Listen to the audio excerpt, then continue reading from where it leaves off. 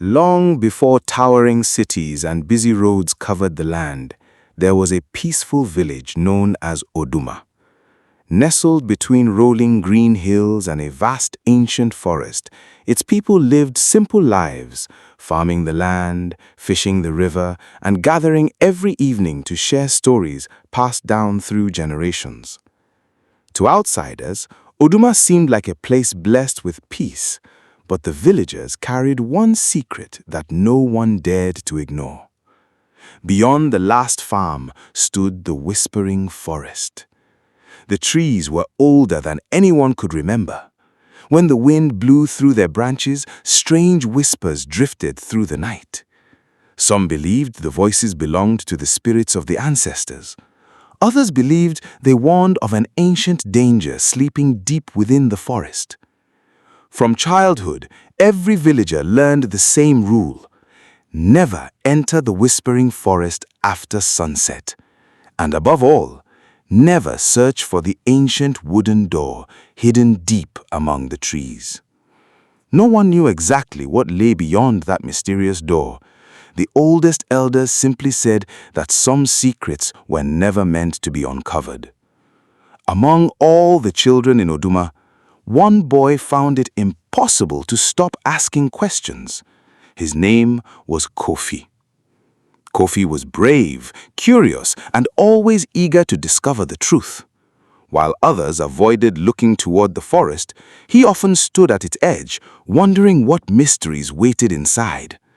One afternoon, his grandmother noticed him staring once again at the distant trees. She walked slowly beside him and placed a gentle hand on his shoulder. "My child," she whispered, "curiosity can lead a person to wisdom, but it can also lead them into great danger." Kofi listened respectfully, but deep inside, his questions only grew stronger. That evening, as darkness slowly covered the village, everyone gathered around the fire. The village chief stepped forward, holding his carved wooden staff. His voice was calm but powerful. "Remember the law of our ancestors," he declared. "No one must ever search for the forbidden door. Some doors are closed to protect us, not to imprison us." The chief struck his staff firmly against the earth. Silence filled the village. No one dared question his warning. Later that night, while the moon shone over the whispering forest, Kofi lay awake. Then he heard it. Knock, knock, knock. It was faint at first. Then it came again, louder, slower, as though someone or something was knocking on wood deep inside the forest.